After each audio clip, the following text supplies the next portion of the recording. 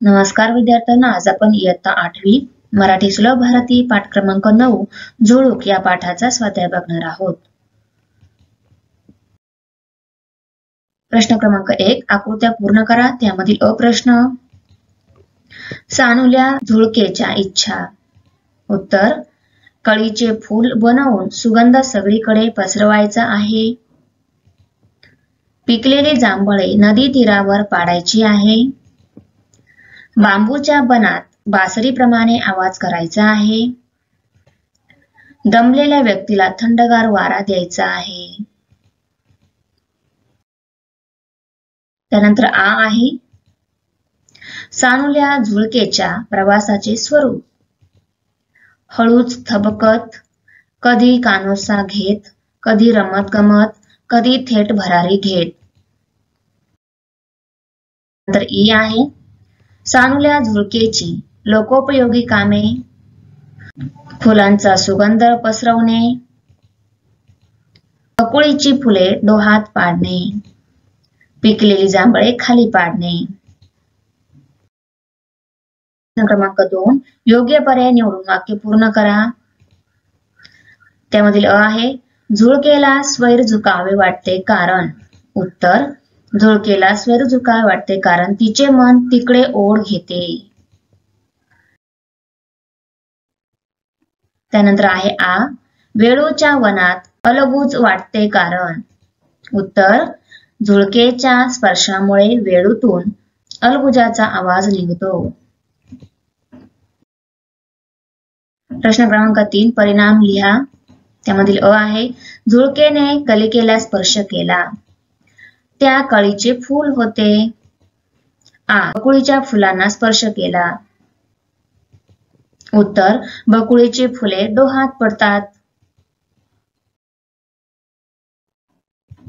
4 number, खालील शब्दसमूहांचा तुम्हाला समजलेला अर्थ लिहा।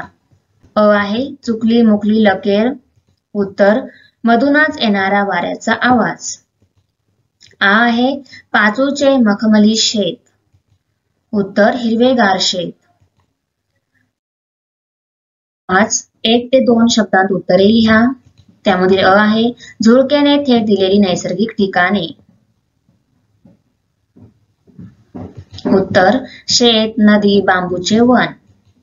आ आहे, कवितेतील वर्णनावरून कवीने वर्णन केलेला ऋतू।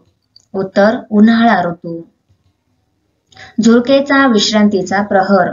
उत्तर, तिन्ही सांजा।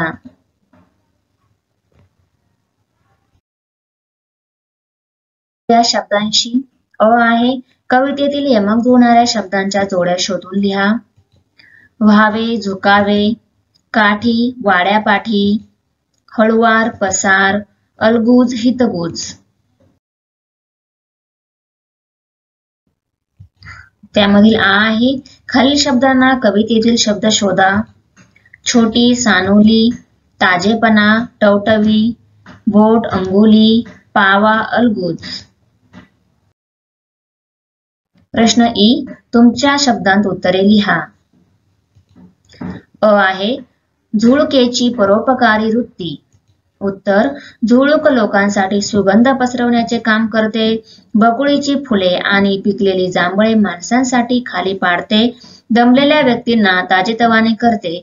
हे सारे परोपकाराचे काम झुळूक करते। हा प्रश्न, प्रस्तुत कविता आवडण्याचे वा न आवडण्याचे कारण। उत्तर, मला ही कविता खूप आवडली कारण वाऱ्याची मंद झुळूक होण्याची कल्पना खरोखरच खूप छान आहे। ही झुळूक होऊन वेगवेगळ्या गोष्टींची मजा घेणे, लोकांच्या उपयोगी पडणे, यातून निसर्गातील प्रत्येक गोष्ट कशी माणसाच्या उपयोगी पडते याचे सुंदर वर्णन कवीने या कवितेत केले आहे। कविता खूपच मजेदार झाली आहे। कल्पक होऊया। तुम्ही पक्षी आहात अशी कल्पना करून तुम्हाला स्वच्छंदीपणे कोणकोणत्या गोष्टी करायला आवडतील ते लिहा। तर इथे दिलेलं आहे उत्तर। चला संवाद लिहूया। 1 आहे, नदी व झाड या दोघांमधील संवादाची कल्पना करून संवाद लेखन करा।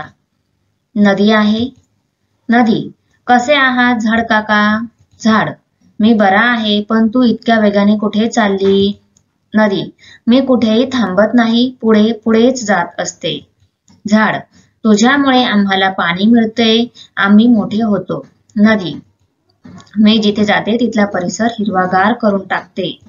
झाड, आम्हा सर्व झाडांकडून तुझे खूप खूप आभार.